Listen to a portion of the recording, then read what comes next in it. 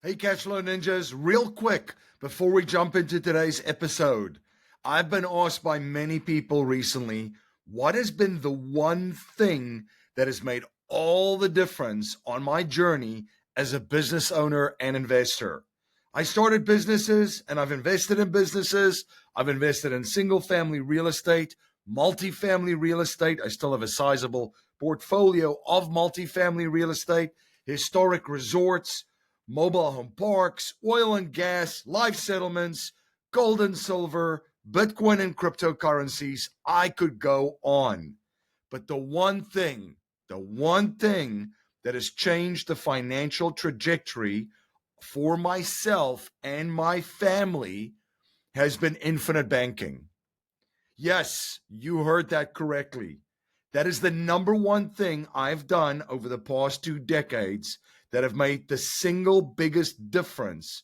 And it's not even close. Setting up and building out a family banking system using infinite banking has enabled me to create my own financial system. This year, it has allowed me to focus and not pay attention to all the chaos in the global economy and global financial markets. I really don't pay attention to all the noise about tariffs, trade wars, markets violently going down and then going back up, or interest rates skyrocketing and wrecking real estate deals and other alternative investment deals. Do not be beholden to other systems. Create your own system. If you're interested in working with me and my team at Producers Wealth to set up your own banking system or your own business and family banking system, then go to getwealthyforsure.com. That's getwealthyforsure.com. When you go to getwealthyforsure.com, you can request a free copy of my best-selling book, Get Wealthy for Sure. Only pay for shipping. You can also watch all of our presentations and schedule a call to explore infinite banking options with me and my team. You don't have to be powerless amidst the chaos. You too can have a financial strategy that provides certainty, predictability, and clarity. You and your family can also get wealthy for sure. Go to getwealthyforsure.com to start your journey today. The world is going through changes. Changes happening at a speed that we have never seen before. This is leading to disruption, chaos, panic, fear, hysteria, and a turbulent economy and marketplace. How do you protect your wealth in a turbulent world? How do you invest for cash flow in alternative assets to escape the rat race in times of uncertainty? How do you decentralize yourself, your family, your community, your business, and your investments to become sovereign and escape the matrix? If you are looking for strategies, tactics, and techniques to escape the rat race and matrix, you are in the right place. My name is MC Laubscher, and this is Cashflow Ninja.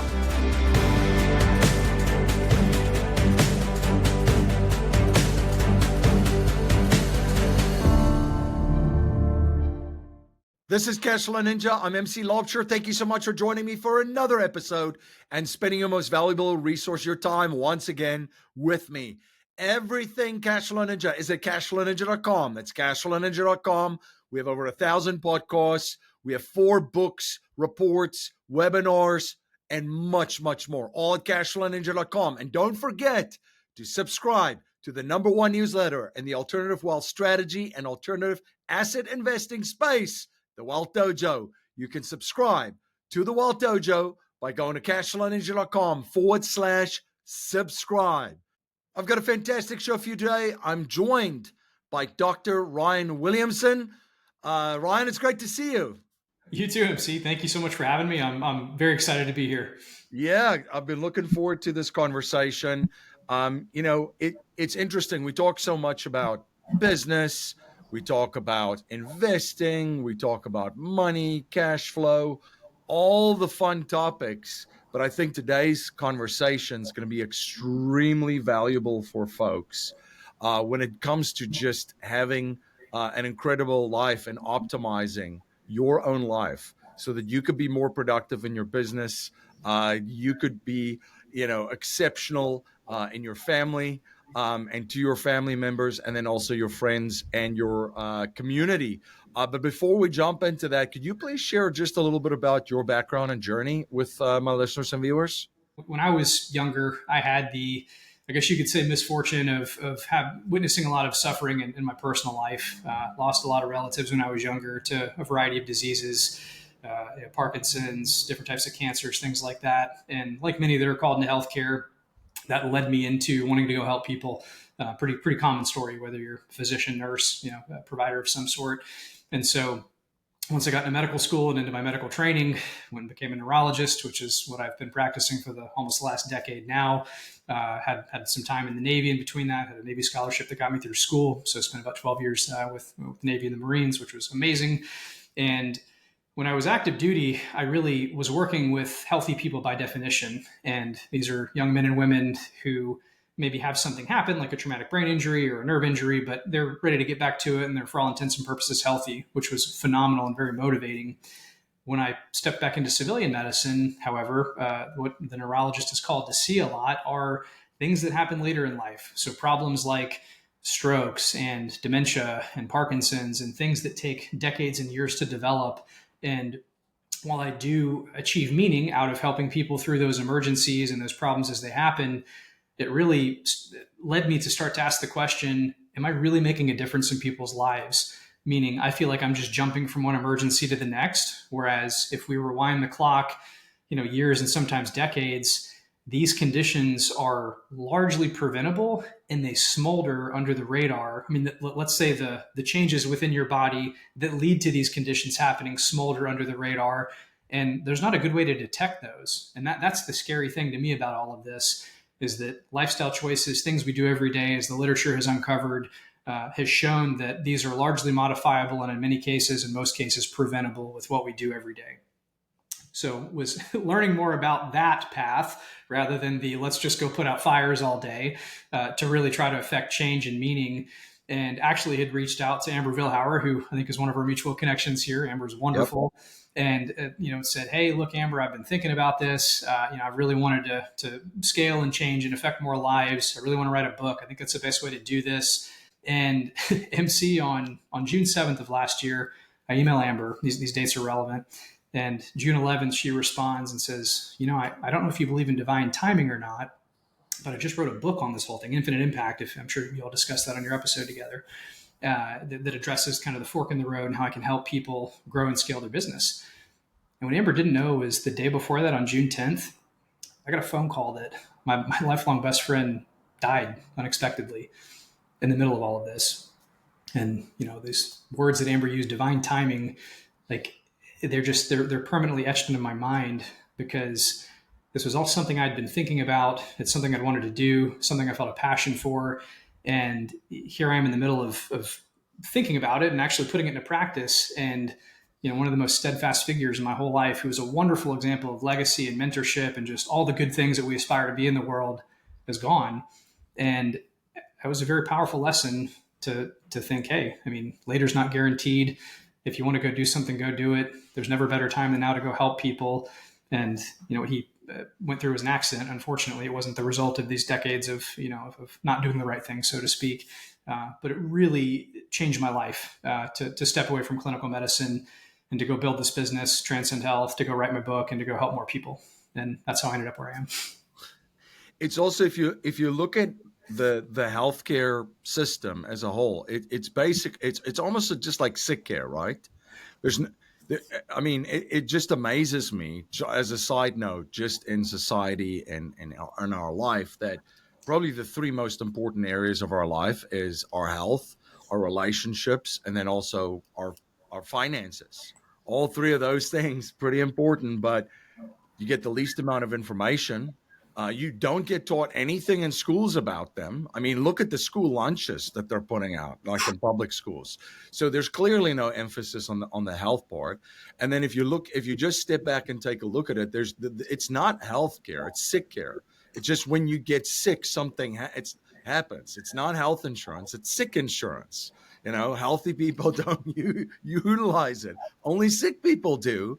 And it's monetized that way, right? What are some of your, just your views on it? If you just take a step back and look at this. You hit the nail squarely on the head, MC. It is sick care, and to your very point, when I'm in the hospital, I still do practice clinical medicine as I'm doing all of this, so I'm still kind of boots on the ground, so to speak. But when I get called or the pager goes off, I don't hear about anybody until they've already had a problem. So it's reactionary. It is sick care. It is, I mean, somebody's had a migraine, somebody's had a stroke, somebody's having a seizure, somebody has dementia. We think things like this, rather than, oh no, like let's think about what can we do to prevent problems from happening down the road. It's not proactive. It's not planning. And back to your point about the way the system is set up, the payments are structured in a way that, referrals and surgeries and all of this reimbursement is designed to, I hate to say it, but really to keep people sick and to keep this wheel going round and round. And it makes, when you really start to analyze it and you step outside of it, it makes no sense. I don't know the exact, I guess, ranking here, and perhaps you do, or maybe some of your listeners do, and they can post in the comments.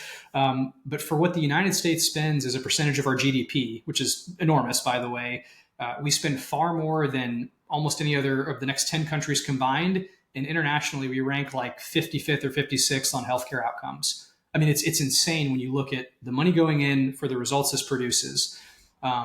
Now, not to totally beat it up, what I will say is this has produced world-class experts. So if you need the world's best thumb surgeon or whatever, like that person exists, probably somewhere in the United States. You can find them if you want to get your hand repaired, or if you want a world-class neurologist or cardiologist, or, pick somebody. Those people are there, but I mean, they practice just a sliver of a subspecialty. So not even neurology. 97% of my colleagues, right, that graduate an adult neurology residency like I did, go on to do a fellowship, meaning that they're only treating headaches, or they're only treating strokes, or they're only treating seizures, and they forget about the rest of it. And that's just neurology. I mean, it's still a small sliver. So we're very fractured, very siloed, and I think it misses the forest for the trees, to your point. Yeah.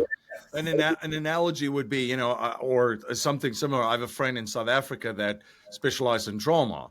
And he's actually up in Canada now. But when he was trying to specialize in trauma, he just went back to South Africa, because you're going to get more practice or more trauma cases there than you in one weekend than you would get an entire year in Canada. Same thing here, where there's just so many people that are struggling that you have world-class specialists because of like all the practice, I guess, right? Which is very bizarre and kind of insane. Here's the other thing. Somebody was asking me the other day too about statistics. We were having a discussion about health, and I'm like, I don't need statistics. Nobody needs them. Walk outside and look at your neighbors, people in your neighborhood. Go to the store and take a look around. And then I also said, I mean, you just had a political campaign where health became like an extremely big focal point and kind of like, bumper sticker kind of thing, which that tells you how big this problem is, right? You are 100% correct. And if you want a statistic on that, because the numbers do back this up, 93% of Americans are metabolically unhealthy, which means that we don't have optimal ranges of blood sugar, fasting blood sugar. We don't have optimal ranges of fats or triglycerides in the blood or cholesterol. We don't have an optimal body mass index, which is how much we weigh. We have increased inflammation, which leads to problems like heart attacks and strokes down the road. So this whole collective thing called metabolic syndrome, 93% of people in our country have at least one, if not more.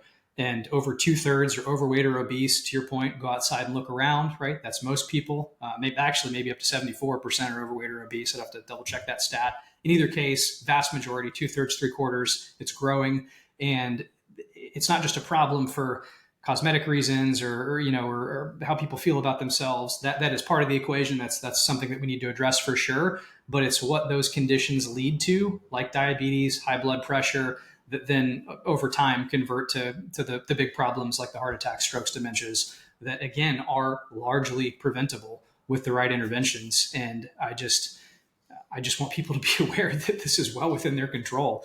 I mean, this is not something that we are prescripted or predestined to end up in. And in fact, if you rewind the clock and look at the obesity rates only a few decades ago, they're markedly different. Or go to some of these blue zone places that people talk about. And I mean, like my wife and I love the Amalfi Coast of Italy. And I mean, they're these relatively, older people in their 60s, 70s that are walking up and down the sides of these steep mountains, carrying buckets of lemons and having a great time and having their espresso together. They're social, they're tight knit, they're active. And we're not talking about big bodybuilding looking people. These are just healthy, fit, active people that are getting around, that are doing very well into their later, 70s, 80s, 90s. And I think beyond is even possible with the right lifestyle. And there's proof of that. So you're in brain health and cognitive performance, which for business owners, investors, I mean, this is a very important part of it. Just what are some of the biggest challenges that you see people are having in those areas? Well, I like to break this down into 4 different areas that I think are often overlooked, and in our world too, because some of these therapies are available to people that maybe own a business and have a little more discretionary income that they can do something about. But I hear people talk about flying to South America to go get stem cells, or maybe they're doing different types of peptide therapy, or they're doing a plasma exchange, where you're replacing the clear part of the blood, which is the plasma, with maybe a younger person's donor plasma or something like this. There are data for those interventions for specific things like joint repair and different things like this, but they're largely inaccessible to a lot of people because of the cost. They can be prohibitive, number one.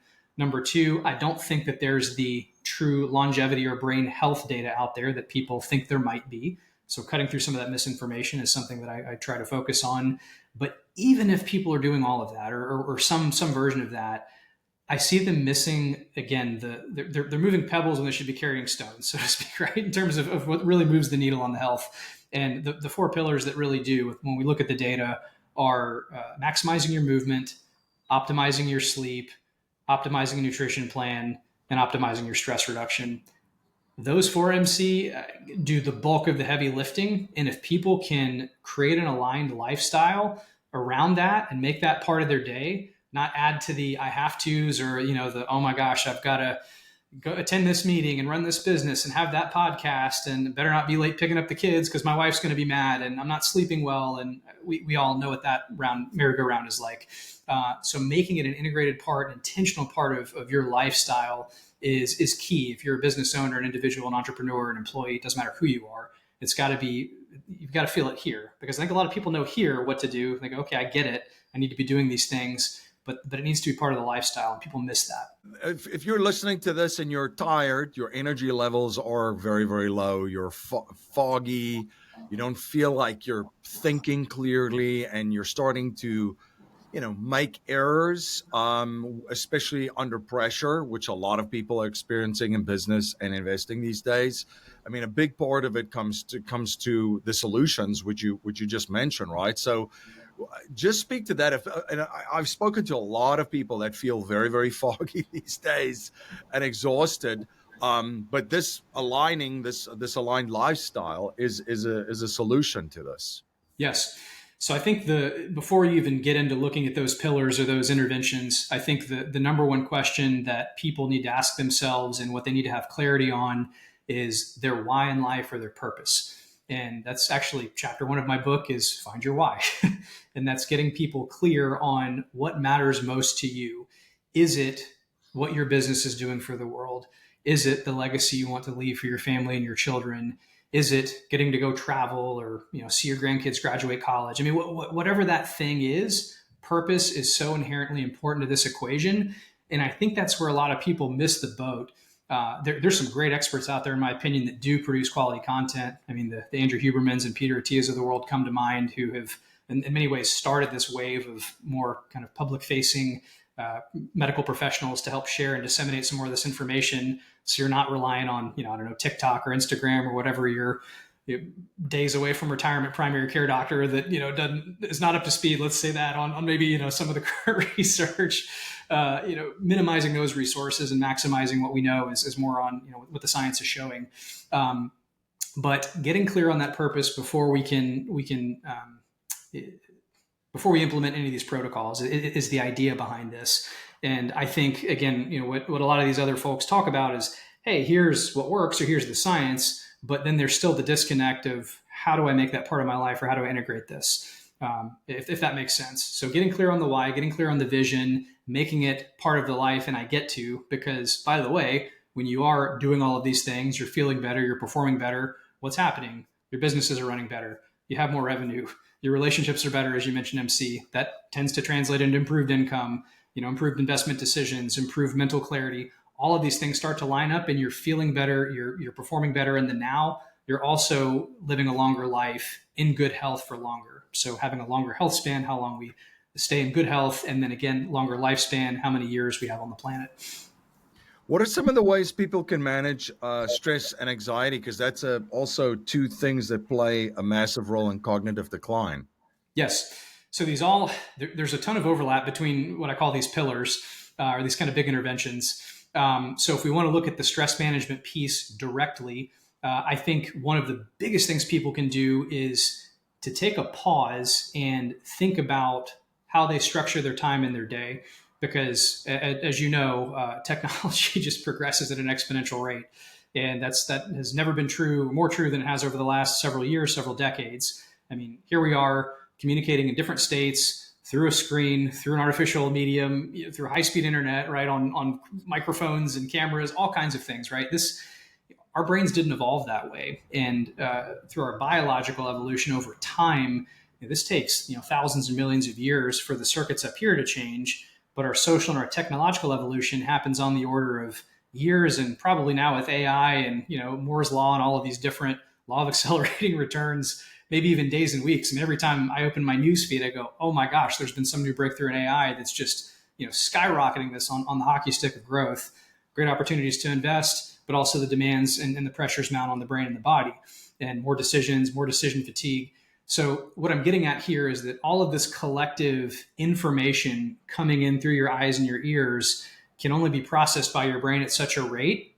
And your brain really gets to a point where it can't handle that much. It's just not designed to do that. It's like running a car at red line. You just intuitively can't do this for forever, or something's going to break, right? And so being mindful of how much exposure to technology and screens we have is very important. Learning when to take breaks and push away as often as we can. And a practical way to do that for everybody in their day-to-day is time block work in about 90 minutes. So your brain is maximally efficient in about 90-minute segments, if you will. And after that, performance falls off pretty rapidly. So 90 minutes of focused work, and then just step away from the screens. Don't go scroll Instagram or X or TikTok or whatever. Just put the phone down, go walk outside, get some fresh air. Take an intentional 10 to 15 minutes to just relax and reset your mind and your brain. You can build in movement when you're doing this. And there's some other stress reduction techniques that can be very helpful. Things like breath work, things like mindfulness meditation, practicing gratitude. All of these can help. And these are really good times that you can integrate all these methods. So I guess we can go any number of ways there too to talk about, but I'll pause. So structuring your day, taking the breaks. Let's pause there. No, that's great, because business owners are running around all over the place constantly. I mean, I just think about myself over the past, couple of weeks. It's nonstop. it's from 5:30 in the morning straight through to 10 o'clock at night. So these things are great. And I mean, that leads me into also how you can optimize that mental clarity without, of course, the smart drugs and stuff that's out there, right? Yes.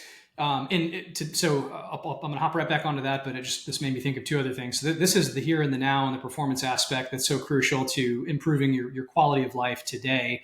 But again, this has ramifications down the road as well. So when you're constantly running on the red line, so to speak, and your fight or flight system, what's called your sympathetic nervous system, is constantly in overdrive, this releases more stress hormones like cortisol that over time lead to increased blood sugar measurements, that lead to increased blood pressure, that decrease your body's metabolic resilience, so to speak, so your ability to process energy effectively, that lead to poor sleep, that lead to probably, maybe missing exercise down the road or not making healthy meal choices. But all of that leads to, again, premature death, as awful as that sounds. So there's an increase in all-cause mortality when we look at all of these parameters individually. And so it's not just, okay, I can increase my performance and quality of life now, but I can ensure that my brain and my body are healthy and optimized for many years down the road to go do the things I want to do. And again, that tying back into the why, that's why that vision statement is so important and that clarity is so important to me. But literally just before this call, I was recording another episode with somebody else, and they told me that their father passed away at 57 of a heart attack. Same thing, hard charger, entrepreneur, business person, dropped dead. And a very common presentation of what's called ischemic heart disease or coronary artery disease, where people have sudden cardiac death where the heart stops and they die of a heart attack. It's silent. It's asymptomatic. That's the first presentation. Somebody keels over and drops dead. So this is the scary thing to me. Without appropriate surveillance and putting in the right lifestyle in place. Second call of the day was talking about all this with somebody else, and she shared with me that her father passed away last week of dementia, and that was a rough 15 or 20 year battle that she watched him wither away. And again, had all of these lifestyle, I'd say the wrong lifestyle in place that she shared with me. And it just, MC, it breaks my heart because this is so preventable. So it's, again, I just want your audience to understand and know that it's not just the now that's important, it's the down the road. And it's easy to not think about that because we don't have an internal meter for, oh geez, didn't get enough sleep tonight. That's I've got a 1% tick in my increased risk of Alzheimer's, right? We don't have a gauge for that. We might know that, oh man, I didn't sleep well and I'm a little achy and I'm not as sharp and I don't feel well. But underneath, that's all adding up. So I just wanted to share that as well. Yeah, you mentioned dementia. Again, I haven't looked at the statistics, but everybody that you have conversations with, it seems that like this is much more prevalent out there. So, and a lot of people have this in their families. Again, it's the same thing with any type of health issues these days. Again, don't even look at the statistics. Just have a conversation with people in your family or think about family and friends. But yeah, it seems that everybody almost has a story now where someone in their family has been affected by that. Dementia is increasingly common. It is increasing in incidence and prevalence. Again, as we're living longer as a population and as all of these chronic health conditions are adding, this is projecting to look like there's going to be a global increased burden in the coming decades, which is very concerning to me and obviously to families and the implications for individuals around the planet, not just in the United States. So again, when we look at what moves the needle on this, it's back to the big four pillars. So managing stress, believe it or not, slows down some of these mechanisms that accelerate aging in the body. And I think there's an important designation here to think about. And that's the difference between what's called a chronological age and a biological age. And you may have heard of this, or your listeners may have heard of this. Yep. Our chronological age is what year we turn every time the calendar rolls over and we celebrate a birthday, right? For that matter, I've got a birthday in a few days, so I'm excited to go celebrate that.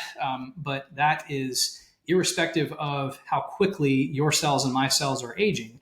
And we all age at different rates. And there's been some good evidence behind how to measure that. And those technologies are a little imperfect, so I won't dwell on that. But the principles are there, meaning you can slow down the rate of aging, which effectively prolongs your chronological age, meaning you get to celebrate more birthdays, which, again, to me is kind of meaningless unless you've got that purpose locked in, right? Who cares if you live to be 300 years old, hypothetically, if you're stuck in a wheelchair, demented, not knowing who you are, right? But I think if people said, well, geez, what about, could I make it to 120, 125, if that's possible? I mean, the oldest human on record was Jeanne Calment. She was a French lady who lived about 122, I believe. Somebody's probably going to fact check me on that. But I think that was about it. But she wasn't in great health the last few years of her life. But if we could if we could podcast and hang out and travel and go back home to South Africa and watch the Springboks play or whatever, right? Whatever lights you up. I mean, I think everybody would choose that, or most people I think would choose that if you could do it in good health. So that's the point there I want to drive home.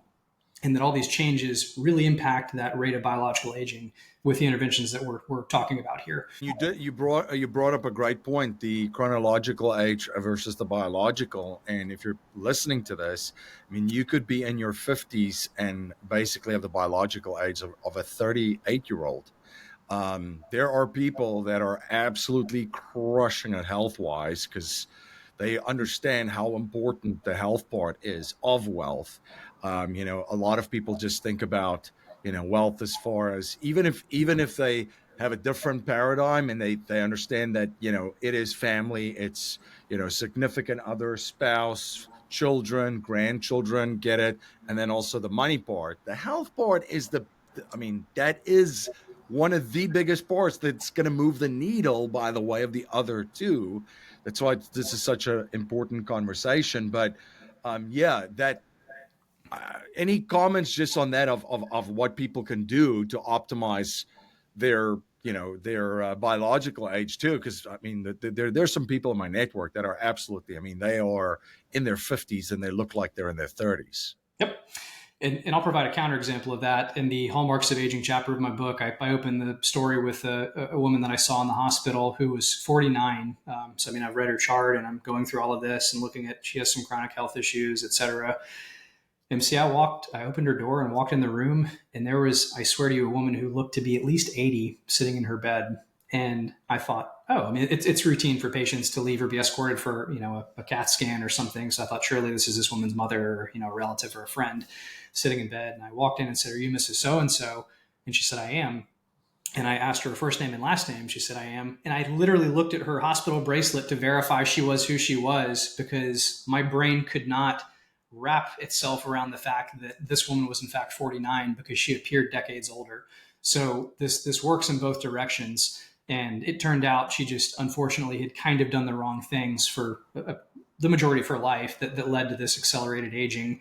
And to your point, we see examples of people who appear much younger because they're doing the right things.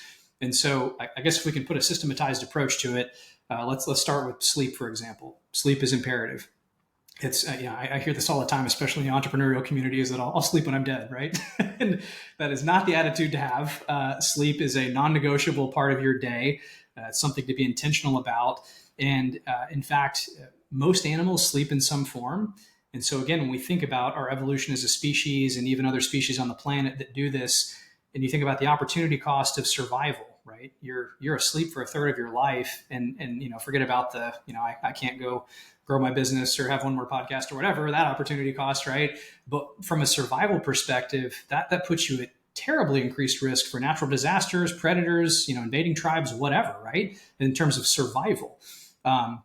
So when we think about it that way, it's got to be pretty darn important. And it turns out it is, and the data support that. So achieving 7 to 9 hours of sleep a night seems optimal for most people. Believe it or not, less sleep may be intuitive, because if we've had a poor night's sleep, we kind of feel bad the next day. But believe it or not, increased sleep, so oversleeping, can actually do more harm than not getting enough sleep. And there are data to support that too. And there are complex reasons for that, but one of which integrates into movement, which we'll talk about next. But people that tend to sleep more tend to not be as mobile or move less. Maybe they're immobile, they've had a chronic stroke, or they already have some pre-existing condition like a dementia or something that would increase their all-cause risk of mortality down the road. So 7 to 9 hours, optimal, non-negotiable, got to do it. And equally importantly, if not more importantly than those 7 to 9 hours, is doing that regularly. So another thing that we see in our culture is people are on the 9 to 5, Monday through Friday grind. And then, Friday happy hour hits and you go out for a couple of drinks turn into 3, 4, 5. Now it's 2, 3 a.m. You've got the late night pizza. And now it's, whatever time in the morning. You sleep all day Saturday because you're hungover. You wake up late, you do it again. And then Monday comes around, you're exhausted and you've destroyed your sleep cycle, right? This is a very negative pattern, not just short term, because again, it destroys performance, long term, terrible for health. And there actually is a very interesting study on that kind of proves this point. There was, I think it was around 2013, there was a study that looked at over 40,000 admissions for heart attack in the state of Michigan. And they did this on one day, and the day was the Monday after spring forward daylight savings time. And there was about a 25% increase after that 1 hour loss of sleep, or that sleep shift, that meaningfully increased the total incidence of heart attacks, or at least admission for acute coronary syndrome, which is chest pain related to a heart attack-like condition. And you think, why is that? Well, again, sleep regulates our autonomics. That's the balance between the fight or flight and the rest digest, raised blood pressure, raised heart rate. So these are people that had pre-existing risk factors for the most part. So maybe people that had coronary artery disease, they had maybe some diabetes, high blood pressure, et cetera. So don't go thinking that if you're a healthy 20-something year old that daylight savings is going to cause you to go to the ER. That's probably unlikely. But if you are somebody who has these risk factors, this can be very problematic. And it's interesting on a population level to prove this because we all sleep and we're doing different things at different times. I mean, you're in Pennsylvania, like I said, and maybe you got some buddies back in South Africa. We're all on different sleep schedules. We're traveling. We're doing different stuff. So it's hard to measure that. So very interesting to kind of illustrate that point. So sleep, imperative, non-negotiable. I can go on and on, but we've got movement, all kinds of other things to talk about. But I want to hammer that point home that is, I guess, not just non-negotiable, but also the time that your body repairs itself. So it's the only time that you form memories. It's the only time that you heal after exercise or injury, regulates your immune function, regulates your blood, again, as we said, your blood pressure, but your blood sugar, which again can lead to impaired fasting blood glucose over time. I mean, on and on and on. With brain health in particular, dementia risk in particular, it's also the only time that your brain clears out kind of gunk that accumulates overnight. There's a protein called amyloid that's intimately involved in Alzheimer's type dementia, which is the most common type of dementia. And so you have this glymphatic system that helps clear out that amyloid protein. That only happens when you sleep. So this is one of these silent mechanisms that adds up over time. And believe it or not, we didn't even discover the glymphatic system until like 2013. I mean, I was still in my medical training when this came out, and this was like a revelation in terms of knowledge of human anatomy. And so there's been a ton of research in the last decade or more on that alone, which has really transformed the way that we think about sleep in terms of brain health and long-term dementia risk. So tell me a little bit about Transcend Health and what you guys get up to there and what services you provide. Yeah, of course.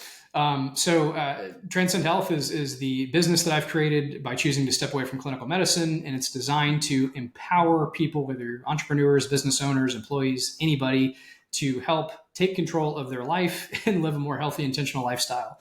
So all the things that we talk about are things that I teach regularly, and we have a whole host of ways to get involved. So I try to post on social media. We've got email newsletters for kind of the free level of content. I mentioned my book is fully outlined and the manuscript's about halfway done. So we're just about to step into the developmental edit process. It's my first time writing a book, so it's a very exciting process for me. It's been very enjoyable. I understand you're an author too, so I'd be curious to pick your brain on that process on the back end here. But the book is probably the most in-depth and breadth I could provide as a single resource for people to really understand this and help in terms of their brain health and all these different pillars we're discussing. And then in the meantime, I have an ongoing membership. So I do bi-weekly Zoom calls where I do a live talk on a given topic. So I'm educating on, whether it's how to optimize your sleep as we're covering, or we just did one last week on how to interpret and vet the strength of scientific literature, and not to put people to sleep, because I don't think people are going to necessarily want to go read a bunch of scientific papers, but as it results to principles, first principles thinking, when you look at something on social media or whatever the context is, does this make sense? Is this from a quality validated source? What's this person telling me? How to interpret the strength of data, quality of evidence, things like that. So we cover just, niche topics like this. And then in addition to that, I have a coaching cohort that's kind of an 8-week, everything you need to know crash course program to sort of get people up to speed on their brain health and longevity journey. We're starting our next cohort on April 2nd, so that's coming up. I'm very excited about that. And then there's also some one-on-one coaching opportunities too, if that interests people as well. And then we're building in wellness retreats in person throughout the coming 2025. Awesome. Where can people follow you, and where can they learn more about this? What's a good place for them to go visit? Yeah, of course. So our website is transcendhealthgroup.com. So Transcend is TRANSCEND, transcendhealthgroup.com. That's probably the best place to go. Also on LinkedIn, you can find me as Ryan Williamson or Transcend Health. Also on Instagram as Dr. Ryan William, or at Dr. Ryan Williamson, or at Transcend Health Group. Those will be all the good resources to get started. Then you can kind of find your way through the material there. Great. Now we talk a lot about business, investing, cash flow, growing your wealth. But a big part of this is also living and leaving a legacy. And so we talk about that a lot. So I always ask my first time guests on the show, if you cannot pass on any money to future generations and you were only allowed to pass on 3 principles to them to achieve success and achieve happiness and have an incredible life, what would they be? These are deep questions, MC. I would say the first of those is that true happiness really comes from within, or it's really internal.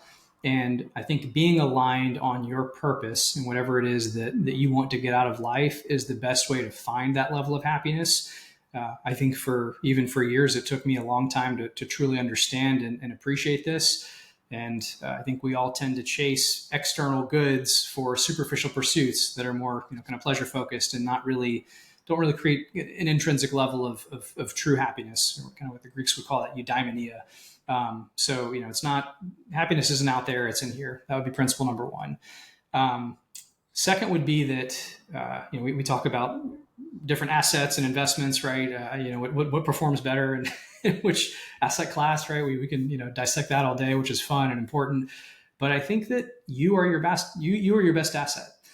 You are your most important investment. And the potential ROI on anything that you do for yourself is infinite.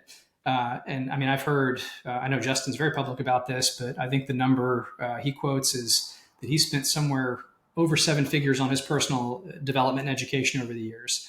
And it sounds like a pretty staggering number, but I was actually thinking about this the other day.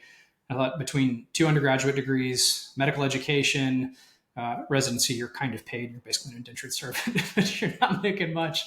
But joining things like Justin's mastermind and personal development courses, I don't know that I'm at 7 figures, but I got to be close. And that has translated into a massive transformation in the things I've been able to do and share with people and in my personal development. So I would encourage anybody, you don't have to spend an X dollar amount. There are tons of free resources out there that you can utilize. Maybe this podcast being a good start, or anything that that MC or I can provide anybody. Invest in yourself and just be a perpetual student. And then the last, and I think we've kind of covered this, but it would be for people to just know and understand that you are in control of your health, and it's your genetics. Really, depending on the data you look at, only account for somewhere between 10 and 30% of your global health outcomes. Meaning that 70 to 90% of it, and actually there was a study the other day that quoted probably closer to 95%, is up to you. And we'll see where that goes over time. But again, I think if you focus on these pillars of intentionally integrating the right lifestyle and embracing all of these pillars of your health, sky's the limit. Fantastic. Ryan, this has been a blast having you on. Thank you so much for coming on the show and sharing your journey and your knowledge and just providing so much value to all of my listeners and my viewers. Thank you, MC. It's been a pleasure. Again, we've got a ton of parallels here, and I'd love to stay in touch with you and catch up more offline. And thank you to all of my listeners and my viewers for, again, spending your most valuable resource, your time, with me on the show. Everything Cashflow Ninja is at cashflowninja.com. That's cashflowninja.com. We have over 1,000 podcasts, 4 books, reports, webinars, and much, much more, all at cashflowninja.com. And don't forget to subscribe to the best newsletter in the alternative wealth strategy and alternative asset investing space, the Wealth Dojo. You can subscribe to the Wealth Dojo by going to cashflowninja.com/subscribe. Until next time, live infinitely. This presentation is for educational and informational purposes only. The information being presented and considered does not consider your particular financial objectives or situation, and it does not make personalized recommendations. This material is not intended to replace the advice of a qualified tax and legal advisor or other qualified professionals, and you should not use the information in place of a customized consultation with a licensed professional regarding your specific personal financial objectives, situation, and needs. We believe the information provided is reliable, but we do not guarantee its accuracy, timeliness, or completeness.